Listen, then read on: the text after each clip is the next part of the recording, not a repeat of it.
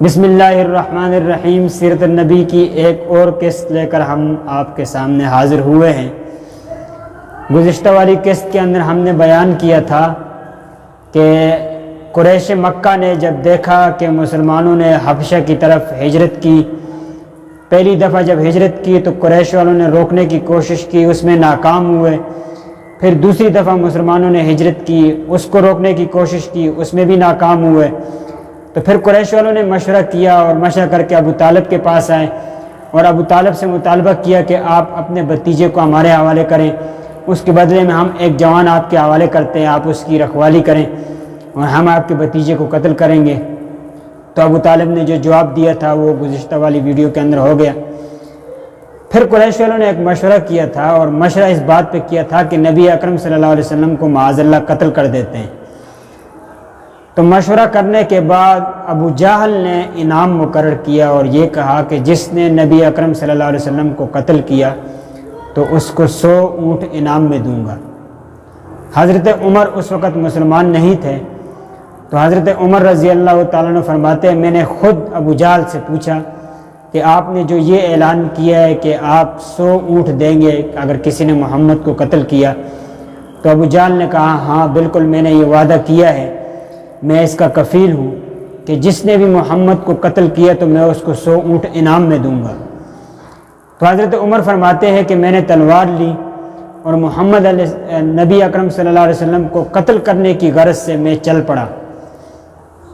راستے میں دیکھا کچھ لوگ جمع تھے، تو وہ ایک بچھڑے کو ذبح کرنے کی خواہش رکھتے تھے۔ کہتے ہیں میں بھی وہاں کھڑا ہوا اس کا تماشا کر رہا تھا۔ اس بچھڑے کی پیٹ سے حضرت عمر رضی اللہ عنہ فرماتے کہ مجھے اس طرح کی آواز آئی کہ اے آل ذریح، ایک امر ہیں، آپ اس کو قبول کر لیں۔ حضرت عمر رضی اللہ عنہ فرماتے ہیں کہ مجھے ایسا لگا کہ گویا یہ آواز مجھے دی گئی ہے۔ باہر کیف حضرت عمر رضی اللہ عنہ فرماتے ہیں میں وہاں سے آگے چلا، جب آگے گیا تو وہاں نعیم بن عبداللہ نخاع سے ملاقات ہوئی۔ جب ان سے ملاقات ہوئی تو نعیم بن عبداللہ نے پوچھا اے عمر، اس سخت گرمی کے اندر تلوار اٹھائے ہوئے، تلوار سونتے ہوئے کہاں چل پڑے ہو؟ تو حضرت عمر فرماتے ہیں کہ میں نے ان سے یہ کہا کہ میں محمد کو قتل کرنے کے لیے چل پڑا ہوں۔ تو کہتے ہیں نعیم بن عبداللہ نے یہ کہا کہ تو پھر بنی زہرہ اور بنی ہاشم سے آپ کیسے اپنے آپ کو بچائیں گے؟ حضرت عمر کہتے ہیں مجھے غصہ آیا اور میں نے ان سے یہ کہا کہ لگتا ہے تو بھی صابی ہو چکا ہے اور بے دین ہو چکا ہے، یعنی آپ اپنے مذہب کو چھوڑ کر اسلام میں داخل ہو چکے، یہ مطلب تھا۔ تو نعیم بن عبداللہ نے یہ کہا کہ آپ مجھے کیا کہتے ہو، آپ اپنی بہن کی خبر لیں، آپ کی بہن فاطمہ بنت خطاب اور آپ کے بہنوئی سعید بن زید یہ دونوں بھی صابی ہو چکے ہیں، انہوں نے بھی اسلام کو قبول کیے۔ حضرت عمر رضی اللہ عنہ فرماتے ہیں مجھے اور زیادہ غصہ آیا اور تلوار لے کر میں ڈائریکٹ اپنی بہن کے گھر پہنچا۔ حضرت حباب رضی اللہ تعالی عنہ اس وقت ان کو قرآن پاک سکھاتے تھے، سعید بن زید اور اسی طریقے سے فاطمہ بنت خطاب۔ تو انہوں نے جب حضرت عمر کی آہٹ سنی تو وہ تو چھپ گئے، پیچھے حضرت عمر رضی اللہ عنہ کی بہن فاطمہ بنت خطاب اور اسی طریقے سے سعید بن زید۔ حضرت عمر رضی اللہ تعالیٰ عنہ اندر تشریف لائے اور انہوں نے اپنی بہن سے پوچھا کہ لگتا ہے آپ بے دین ہو چکی ہو۔ تو آپ کی بہن نے یہ کہا، فاطمہ بنت خطاب نے، کہ ہاں بالکل میں نے اسلام کو قبول کیا ہے اور بت پرستی کو میں نے چھوڑ دیا ہے۔ حضرت عمر رضی اللہ تعالیٰ عنہ نے اپنی بہن پر خوب تشدد کیا اور ان کو خوب مارا پیٹا۔ جب بہت زیادہ مارا اور خون بہنے لگا تو اس وقت فاطمہ بنت خطاب رضی اللہ تعالیٰ عنہ نے یہ فرمایا کہ اے عمر، اے خطاب کے بیٹے، جتنا تو مار سکتا ہے مار، میں نے اسلام کو قبول کر لیا ہے۔ حضرت عمر رضی اللہ تعالیٰ عنہ نے پھر اپنی بہن سے یہ کہا کہ جو کلام آپ پڑھتے تھے وہ کلام مجھے دکھائیں۔ تو آپ کی بہن نے جواب دیا کہ آپ ناپاک ہیں، پہلے آپ غسل کریں، وضو بنائیں، تو پھر وہ کلام آپ کو مل سکتا ہے۔ حضرت عمر نے غسل کیا، اپنے آپ کو پاک کیا اور اس کے بعد قرآن پاک جب اپنے ہاتھ میں لیا اور سورۃ طٰہٰ کی کچھ آیتیں تلاوت کی تو آپ نے فرمایا کہ یہ مذہب برحق ہے۔